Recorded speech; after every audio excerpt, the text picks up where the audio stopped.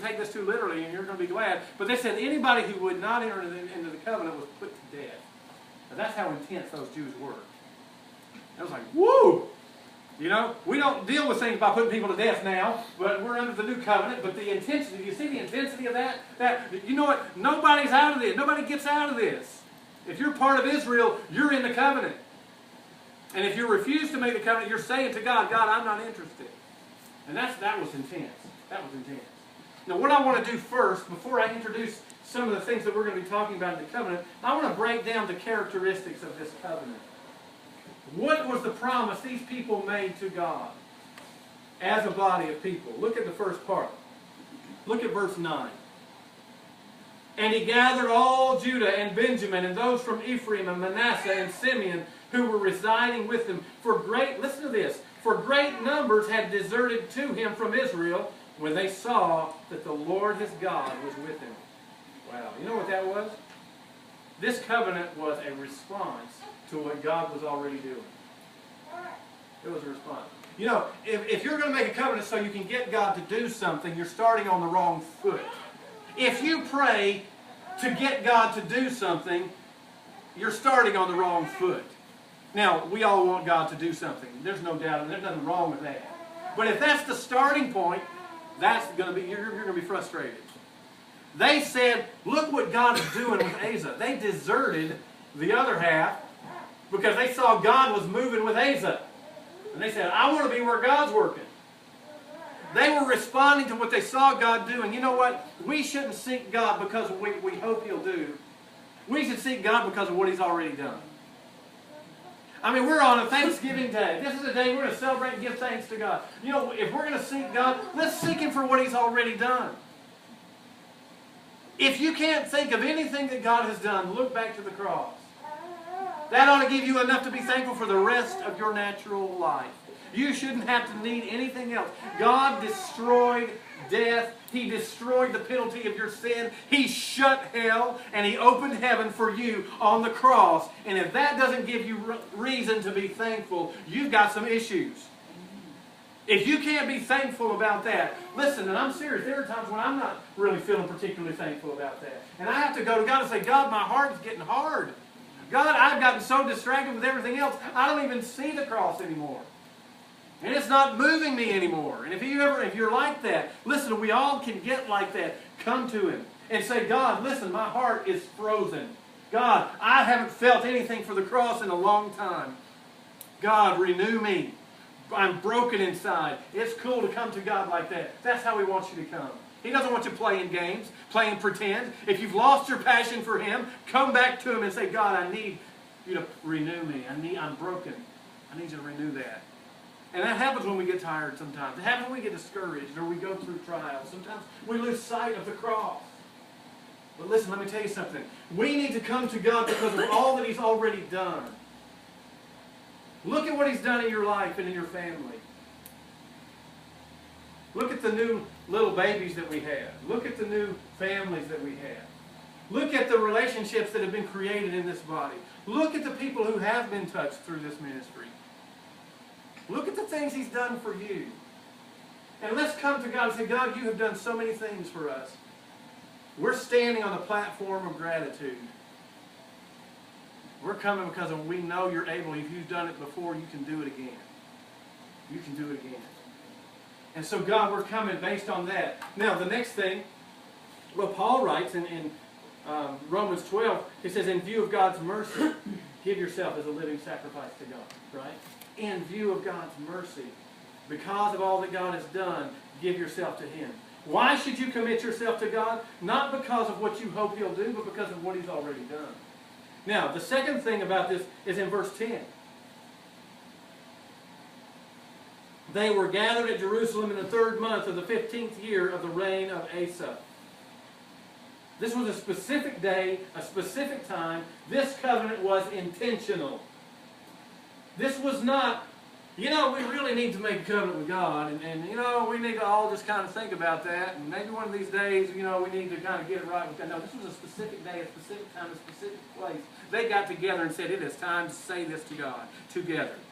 Too many of us are too casual in our relationship with God. We hear the Word of God, we read the Word of God, and we say, you know, I really need to do that. I really ought to do that. You know, and maybe, you know, I just pray that maybe God will help me do that someday. You know what? Someday is today. You want to see revival? Don't wait for someday.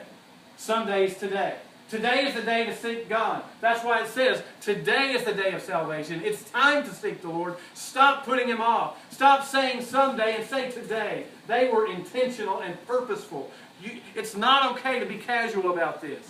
Making a commitment to God and choosing to seek God's face. Listen, you're not going to get closer to God by wishing you were. Let me be more specific.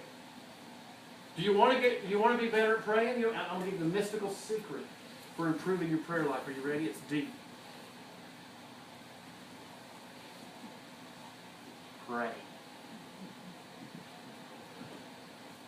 Let me tell you how to get better at reading the Bible. I have students all the time in my Bible class. I love my students to death. They're great kids. But sometimes they'll say, I'm no good at reading the Bible, Mr. Driscoll. Mystical secret number 2. Read it. Anybody? I wish I was better at sharing my faith. Share your faith. Listen, I'll tell you what, I'm being sarcastic, but I'm also being serious. Here's my point. Listen, sometimes we don't make the decision that it's time to do something. It's time to do something. If you want to see revival, then go do the things revival requires. I was watching a message by Tim Keller who talked about revival, and he said, you know, revival isn't so much about extraordinary things happening. That's not really revival. Revival is about the normal stuff being taken seriously. You know that it's normal for people to be getting saved. It's normal for worship to be joyful. It's normal for people to be growing in holiness. That's normal Christianity. Normal Christianity. But many of us aren't even doing the normal. Revival is when we get back to normal and do the stuff that Christianity calls us to do. If you want revival, do the things that it leads to. If you want to love more people, I heard somebody say be more loving. Go out there and practice loving people. I've learned that if you'll practice loving people when you don't feel it, the more you do it, the more you'll feel it. The feelings follow. That comes later. You're hearing what I'm saying? Now, the next thing. So I've got to be intentional. I've got to be purposeful. Some of us today need to be very purposeful. Like when Jesus went up to Matthew, the tax table. And all he did was he went up to Matthew and he said,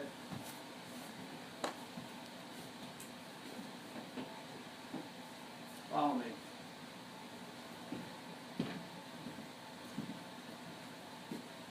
Didn't try to talk him into it.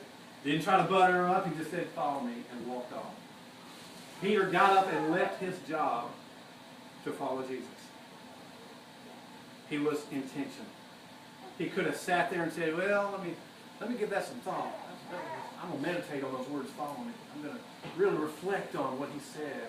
Maybe someday I'll be the kind of person who would follow Jesus. Matthew, I love Matthew. I would love to watch the people sitting next to him at the tax office, but there were lots of people along the line there. Lots of tax collectors along, and you just come to your table. Imagine him looking at him, where's he going? Maybe he's going to the bathroom, I don't know. Kind of early for lunch. 3 hours later, how come he's not back? You know? But he left. He was intentional. What are you going to do today? What is it that you're going to do today where God's going to speak to your heart? He's already speaking to your heart. You're already thinking about things right now. What are you going to do specifically about those things? What are you going to do? Verse 11. They sacrificed to the Lord on that day. From the spoil they had brought 700 oxen and 7,000 sheep.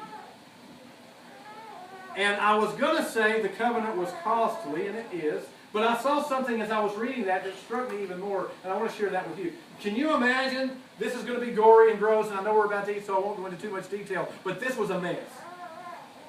This was a slaughter of animals, unlike anything either of us have ever seen before. I can't even imagine the mess. It horrifies me to even think about it, doesn't it? I mean, the Bible is gross. It'll give you some gross stuff here. But what confirms to me the reality of it too, because it's just blood honest. I mean, it's just like, here it is. You don't like it? Too bad. That's the way it is. You don't like the way God acts? Tough.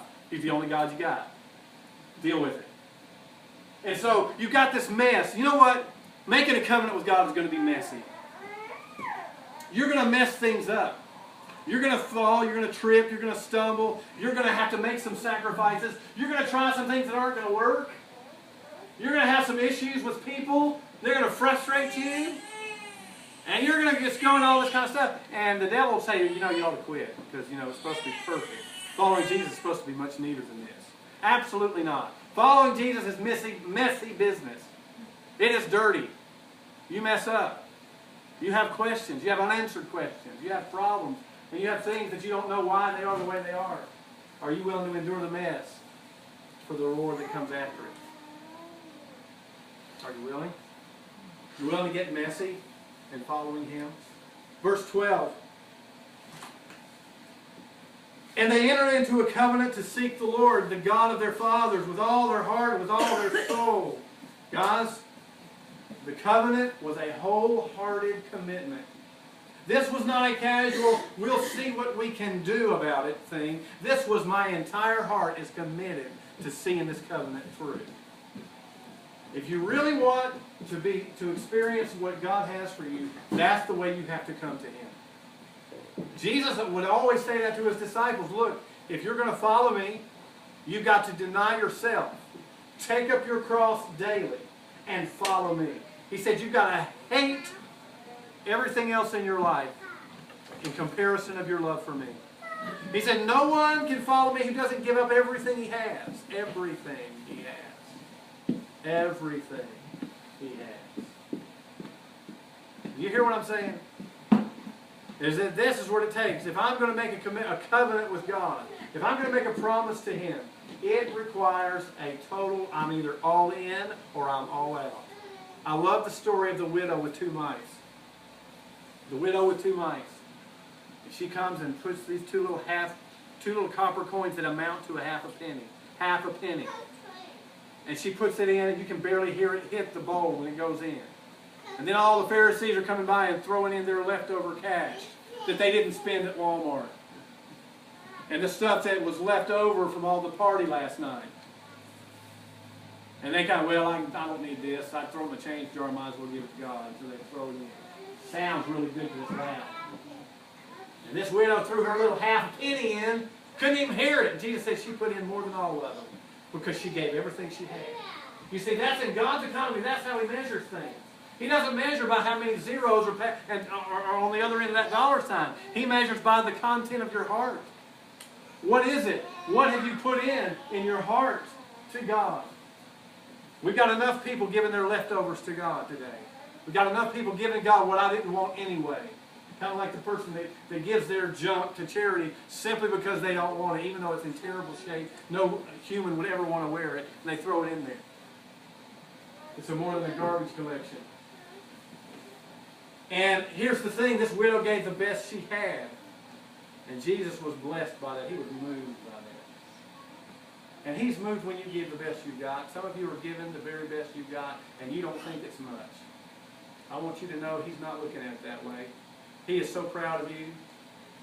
He is so excited about that gift that you gave, that time that you gave, those little words you tried to speak that didn't feel very effective, but you gave what you had, and you did the best you could. Listen, He is so proud of you. He knows your heart. He knows your heart was in it. And that's what He blesses. Verse 13. I don't like this verse. I'm just telling you. There's some stuff in the Bible I don't like. And I don't like people getting killed because they didn't do the covenant. I'm too much of an American thinking everybody has a right to make their own choices. It says, but whoever would not seek the Lord of God of Israel should be put to death, whether young or old man or woman. It makes me so glad I'm part of the new covenant. But in that old covenant, that's what happened. It was a covenant of law. So how does that translate to us today? Obviously not.